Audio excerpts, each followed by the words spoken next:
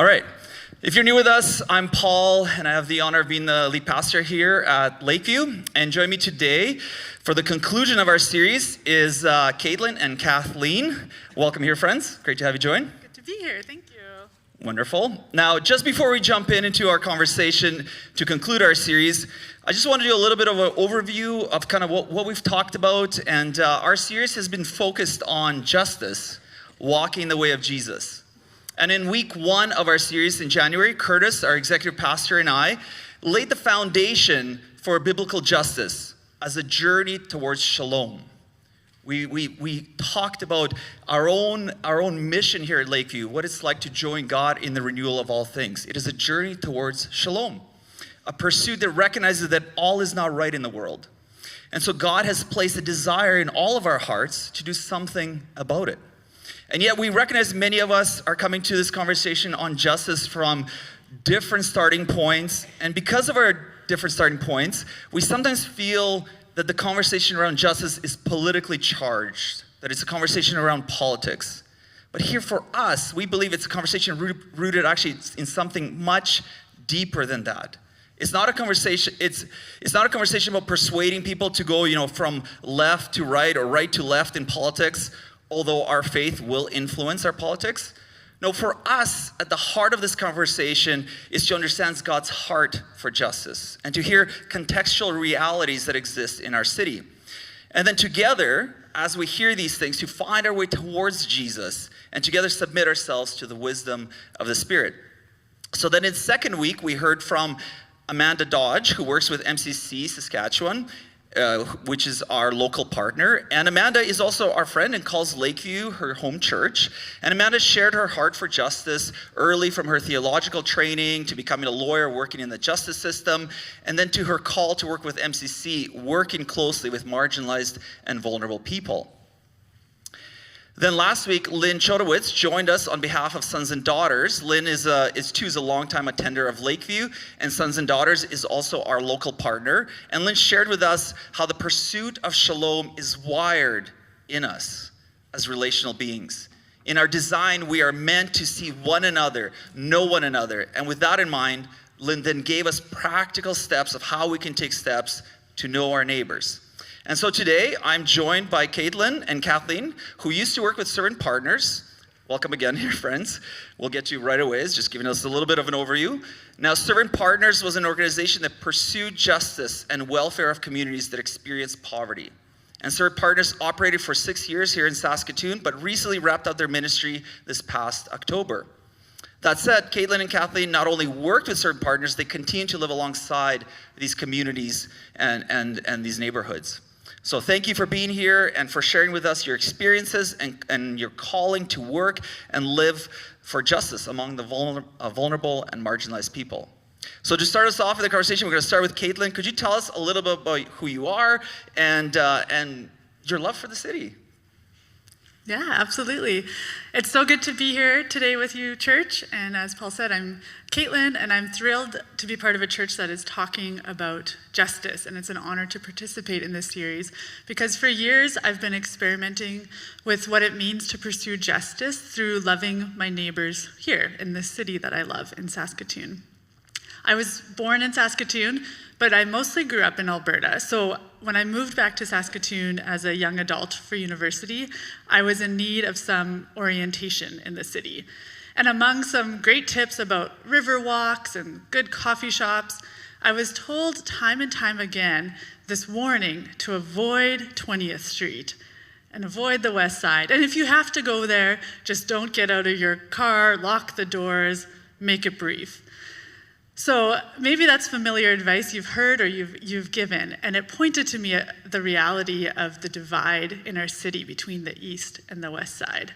And this actually got me interested because I knew enough of God's heart at this time to know that he calls his body, he calls his people to pay special attention to places that are suffering. And we know this intuitively. If you've ever stubbed a toe that you maybe don't think about the rest of the day, you stub your toe and all of a sudden your whole body becomes very aware that one member is suffering. And the Apostle Paul tells us about this in Corinthians.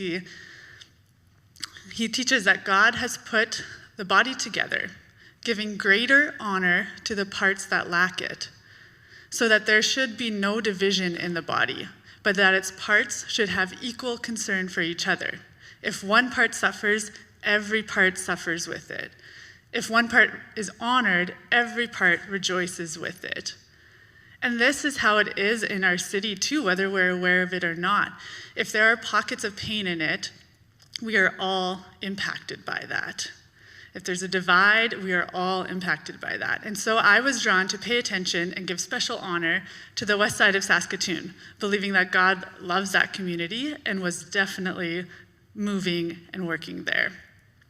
So after university, I actually moved to Vancouver, spent 4 years working with an organization called Servant Partners and being equipped with an understanding of God's heart for justice. So a lot of what I'm sharing today has come over the years of working with Servant Partners and eventually being able to move back with Servant Partners to Saskatoon to start the work here in the west side. So for almost 7 years now, I've lived in the west side of Saskatoon in Pleasant Hill, a quiet corner 2 blocks south of St. Paul's Hospital, and that's where I call home.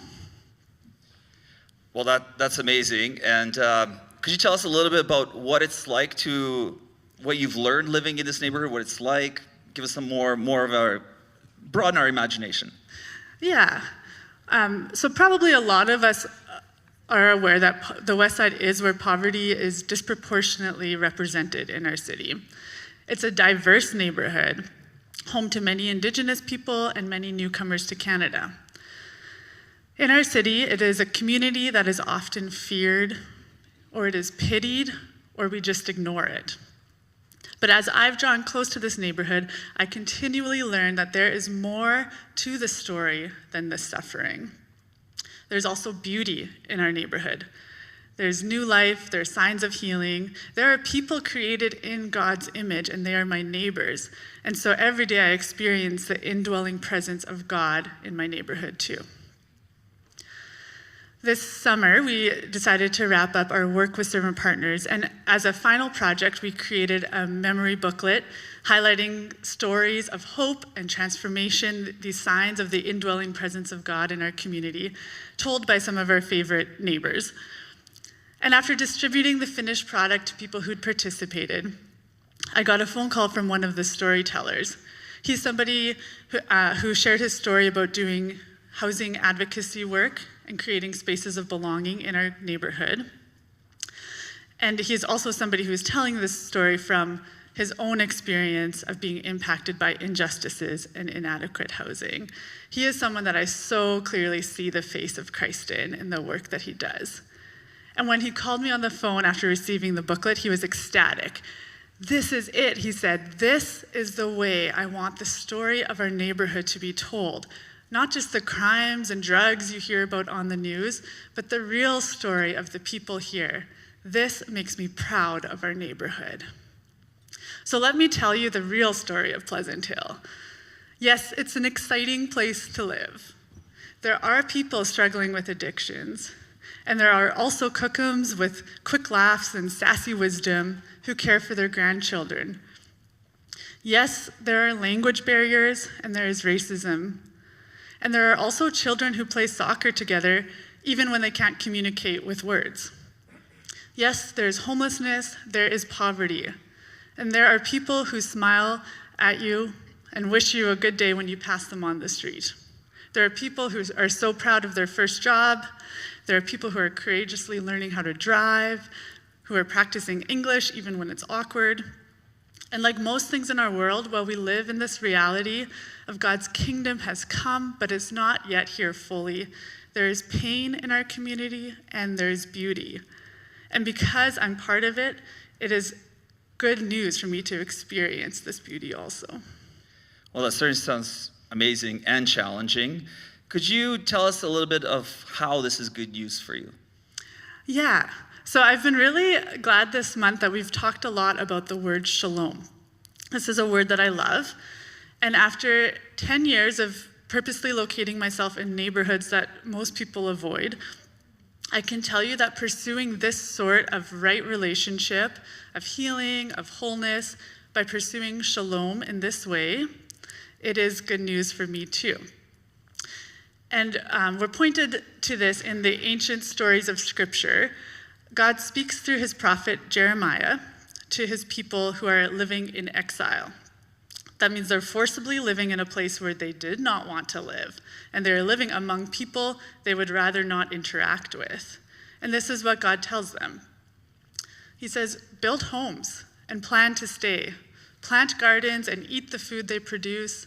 Marry and have children, then find spouses for them so that you may have many grandchildren. Multiply, do not dwindle away, and work for the peace and prosperity of the city where I have sent you into exile.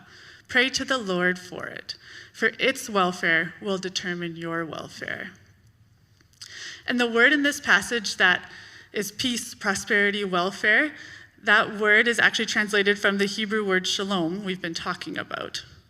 So we're instructed here to seek the shalom of the city, for in its shalom, you will have shalom. And so God's imagination for us, for his people, even when we're in unfamiliar places, among unfamiliar people, is a vision of a flourishing community where needs are being met, where people are proud to live and happy to stay. So shalom means living interconnected with our community. Shalom means when my neighbors suffer, I suffer. When my neighbors rejoice, I rejoice. The good news for me and God's heart for justice is that there is room for all of us to participate in this family of God. And God's call to justice isn't just about helping the needy or the less fortunate. This is charity. God's call for justice is a little more uncomfortable, but far more rewarding. Because God's call to justice is to participate in a community, to live believing that our well-beings are all tied together. And so I've experienced this in my life of living in the neighborhood. Before moving into the house I now live in Pleasant Hill, I lived with 2 roommates in a nearby apartment, which is where Kathleen now lives. And we moved in January. And it was cold, and it was dark, and it was lonely. And I had moved here intentionally to love my neighbors, but I didn't know anyone. And January is just a hard month as it is. But feeling like a displaced stranger in a new place was especially tough. But I realized this is probably how my neighbors are feeling too. Disconnected, isolated, cold, lonely. And so it was my loneliness, my needs, that motivated me to reach out. And I met some people who are still good friends of mine by asking to borrow an extension cord to plug in my car. And shortly after that, they came by with some really delicious food. And so we reciprocated by making like a mediocre meal and having them over.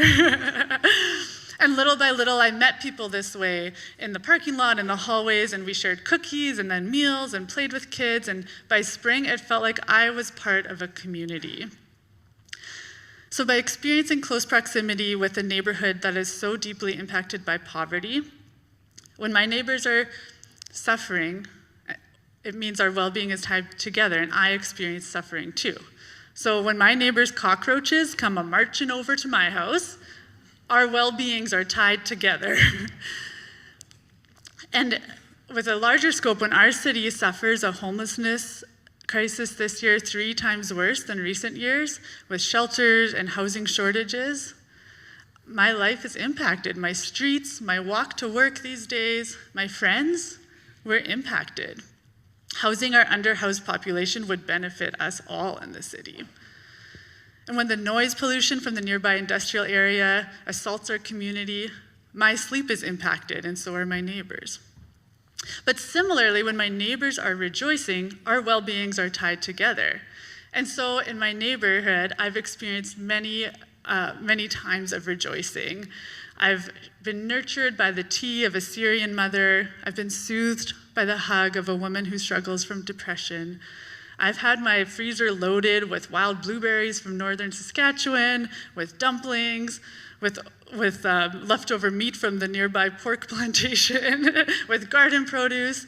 All of this is great news because food is a deep love language of mine.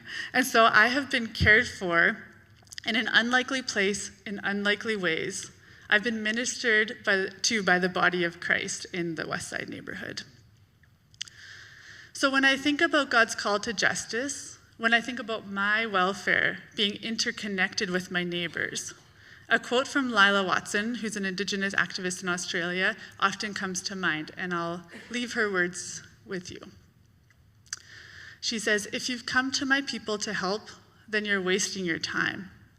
But if you've come because your liberation is bound up with mine, then let us work together." Thank you. Thank you, Caitlin. I certainly appreciate the idea of how when we live together, when we know each other, we have the same experiences. When it's hard, we experience the hardness. When it's joyful, we experience the joyful parts together. And that's thank you for the challenging and amazing journey and story that you've been part of living and living out your calling. In fact, as you were sharing kind of these ideas of how we influence one another as we live together and how that shapes us and we shape others, it's a communal, relational thing that happens.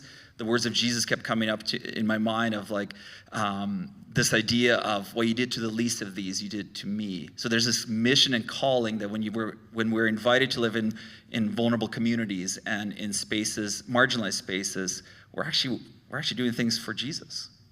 And we experience Jesus as well back, and that's an amazing thing. So thank you for that. Thanks for sharing. Now, Kathleen, could you tell us a bit about about yourself and your call to certain partners and your experience? Yeah, thank you. Thanks, Caitlin. That's great. What a gift it has been to listen to this important conversation about justice this month. Thank you to everyone who's added their voice from the stage, but also there's been some great conversation in the home churches and after services and at home, so thank you so much. I'm really proud to be part of a church full of people with different opinions who come together to wrestle with these kinds of questions, because I think they really matter. Questions like, what does it mean to live justly? Am I doing enough? What more could I do? And is the effort I'm making to do justice making any difference? So today, hopefully, I'll be able to give some practical stuff for all of you guys to take home and continue to wrestle with. If I'm honest, I'm here today asking the same questions as you. Since my work with Servant Partners ended in October, I've had a full-time job as an EA in a school near my apartment, and most of my attention and energy has been going into that now. I'm wrestling with what it means to live out my value of justice when it's no longer my job to do so. I've been wondering if maybe my justice season peaked and it's all downhill from here. Why can't I be as present as I want to be with the neighborhood kids? I feel like my new normal job is getting in the way of my pursuit of shalom. Even still, God has been present in this season of wrestling. I recently read a verse from the book of Esther. It's one of my favorite books in the Bible, and I just think it's so relevant. This scripture has been transformative for me as I wonder what living justly could look like in the next season of my life, and I think it really adds a lot to our conversation. So let's dive in. Esther is a young Jewish woman living in the ancient Persian Empire. She's recently become queen. The scripture we are looking at comes at the moment when Esther is afraid of the risk that she could face if she speaks up to the king about the looming genocide of her people. Her cousin Mordecai has this response to her fear. Don't think for a moment that because you're in the palace, you will escape when all other Jews are killed. If you keep quiet at a time like this, deliverance and relief for the Jews will arise from some other place. But you and your relatives will die. Who knows if perhaps you were made queen for just such a time as this. Esther is on the precipice.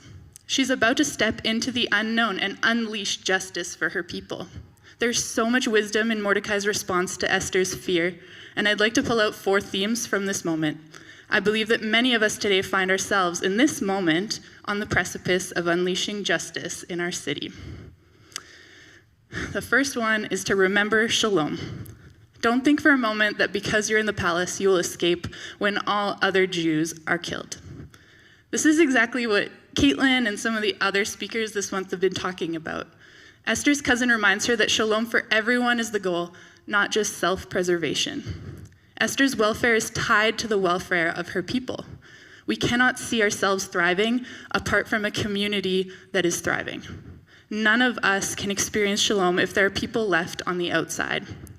By offering and receiving love to one another, we can experience the richness of abundant life and community that is more whole. There's a recent example of this was the fire under University Bridge. This reminds us of the inextricable reciprocity of shalom. When people in our city have safe places to warm up, there won't be fires that cause not only traffic interruptions and thousands of dollars in damages, but also raw sewage in the river. Everyone, including the ducks on the river, are impacted when we forget to include people without safe housing in our vision of shalom. Don't think for a moment that because you live in a warm house, you will escape the consequences of others being cold and outside. Remember shalom. Second one is to zoom in. Who knows if perhaps you were made queen for just such a time as this? I want everyone to consider their current situation. Where do you hold power and influence already? Sometimes we're tempted to see the power that we hold as a bad thing, but what if we started seeing the positions we occupy as opportunities to act justly? What would it look like to wield your power for the deliverance and thriving of others? Let's zoom in on our lives right now. Think about the people who work in your building, maybe the neighbors that you live alongside. Think about the transit systems that you use, the parks you walk through with your dog every day. Think about your household situation, the roles that are shared or divided by the people you live with. Do you see signs of injustice in these places? Ask God to open your eyes to see your life through his eyes. Maybe God wanted you to be here to notice this. What if where you are, what you have, and who you know is not an accident, but God's work of restoring shalom through you?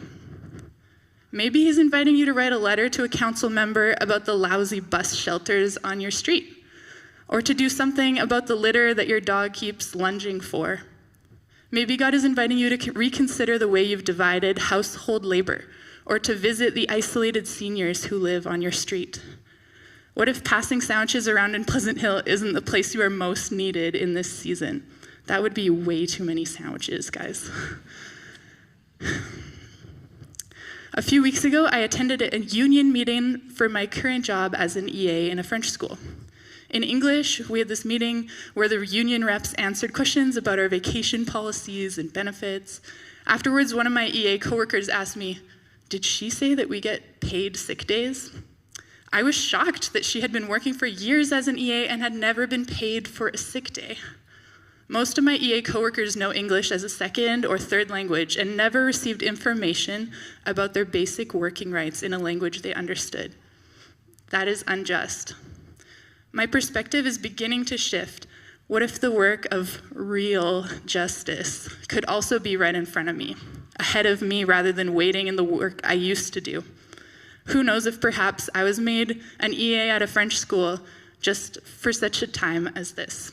Who knows if perhaps, like Queen Esther, you are here for just such a time as this? Zoom in. The third one is to be humble. This one's hard. If you keep quiet at a time like this, deliverance and relief for the Jews will arise from some other place. Maybe for some of us, the invitation to join God in his work of justice feels exciting and important. But maybe for others, this feels like a huge burden or like something that you'll never be able to do. Either way, the work of justice is bigger than any one of us. If you decide to say no to this invitation, God will raise up someone else. I wonder if others could have stopped the genocide of the Jews in that time, but said no. Maybe Esther was the third or fourth option, but the first to say yes. Let's say you do say yes. You do your absolute best. You stick your neck out for someone, you pour yourself out, and things don't go as you hoped. The story isn't over either. God sees the bigger picture and is continuously inviting limited, imperfect, often cynical people to join him in the restoration and renewal of all things. Our yes matters a lot, but the work is much bigger than what any one of us can do. We can start to think too much or too little of ourselves in these conversations about justice. Too much, and we drown in the weight of injustice, believing that it rests on our shoulders. Too little, and we brush off any opportunity to try as not being worth it. One of my favorite lessons from my time with servant partners is to be comfortable laughing at ourselves.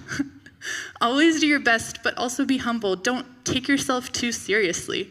There are so many awkward learning moments when we begin to build relationships across religious, cultural, socioeconomic differences in order to learn about injustice. One time, my roommate tried getting to know a neighbor in the stairwell. Later that night, he knocked on our door to ask when my mother would be home. He was talking about my roommate. We're not the same ethnicity. She's a foot shorter than me, looks nothing like me, and we're the same age. So we chose to laugh about this moment and celebrate the learning that not everyone has a context for non-related friends being roommates in our neighborhood. Caitlin taught us by passing around a little orangutan named the Awkward Augie Award, and we'd tell these awkward stories and laugh and learn together. So what if we celebrated discomfort? What if we normalized awkwardness in our efforts to connect with people different from ourselves, rather than avoiding it because we don't know where to start?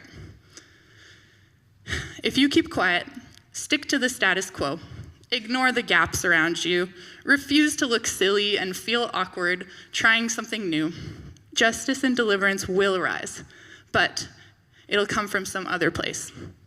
God is mending and restoring way beyond what any of one of us can contribute, so be humble. The fourth thing is to embrace risk.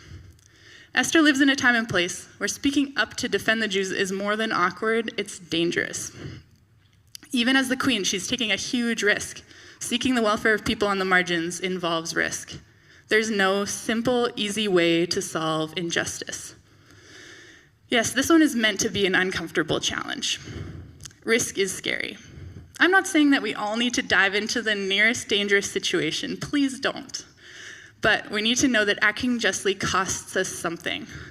Risk is unavoidable for many people on the margins. So we can look to people who experience injustice for strength and courage in the way that they fight against it. For me, embracing risk looked like moving into an apartment building on the west side to get to know people who experience poverty and building meaningful relationships. This felt like a huge risk at the time, but after 3 years of learning from my neighbors and building friendships, this apartment really feels like home to me. Everyone has a different invitation to step into justice depending on your situation. Please, let's not all start looking for housing in Meadow Green this afternoon. My invitation was to set up my life to be interrupted by injustice, to remove the buffer and distance between myself and those who are most struggling in our city. This was my invitation for this specific time in my life. Maybe your invitation is less about setting up your life to be interrupted by injustice and more about being intentional. For my mom and dad, embracing risk looked like an intentional choice. In 2016, my parents decided to volunteer with the Open Door Society to welcome a family of refugees from Syria. My mom told me that she was uncomfortable having this family over because she didn't have a lot of experience with people from other faith traditions and cultures. This was really uncomfortable. She had to embrace the discomfort of having these strangers in her home and open her heart to people she perceived as different from her. My mom and dad helped them navigate their first few winters in the city, but they were in turn served delicious Syrian meals. 9 years later, my parents wouldn't consider this volunteering, but a new friendship that brings a lot of richness to their lives. The status quo is so powerful. Changing it is at best uncomfortable and at worst dangerous. When we, like Esther, wake up to the realization that maybe we're being invited to do something about the injustices around us, will we choose courage? Will we step into discomfort and embrace risk? So I'm still wrestling a lot with these questions. I definitely don't have all the answers. I don't know what the next season will look like in my pursuit of justice, but I do have hope that it's far from over. There will be new situations and new risks to embrace along the way. God will raise others to fill the gaps that I leave behind in my wake. I know that a life in tune with God's heart for the marginalized is a rich life. You feel deep grief, but also even deeper joy.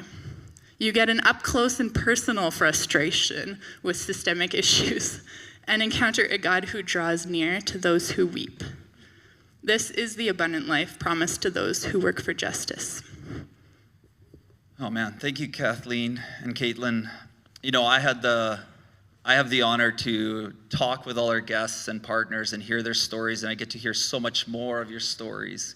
And as you shared just briefly with us, I mean, it's just scratching the surface, really, right? But I love that all of our conversations around justice have been leaning into the right relationships, the right relationship in ourselves, between our neighbors and our friends, and our right relationship with God. We are wired to live in the right way. The Bible calls that righteousness. We use the word righteousness often, and sometimes we make it this very churchy and holy word, and it is. But at the heart of it, it is having the right relationship. And so, hearing about our city, moving into a neighborhood, getting to know the names, and seeing people and building relationships, calling it your home, is building a right relationship. And I love that challenge, Kathleen, of Queen Esther. Each of us are perfectly positioned. I don't know if you ever thought about this, but each of us are perfectly positioned to love our neighbors well. In our space and time, where we are placed by God, we are perfectly positioned to love our neighbors. Now, there's a question often as well, who's my neighbor, right? Jesus was asked that question. And what was his answer? When you do to the least of these, you do this to me. These are my neighbors. Go out, love people that I have placed in your, this is Paul paraphrase. This is not exactly in the NIV like this, but Jesus invites us to love our neighbors and reminds us that we're perfectly positioned. So I love the challenge that you both have shared with us of moving in, seeing people, understanding each other, but then also knowing that not all of us are wired to move into that neighborhood maybe, but we are perfectly positioned to love neighbors well. So thank you so much for sharing with us. And again, those of you that registered for our workshop, I implore you to ask more questions. There's so many great stories from all of our partners of people as they got to know people, as they got to see. It wasn't just a vulnerable person. That person now had a name, had a story, had a family, and they're meaningful stories. And so I encourage you to ask more questions as we meet for the workshop. Friends, thank you so much for sharing with us today. Let's give them a hand. What a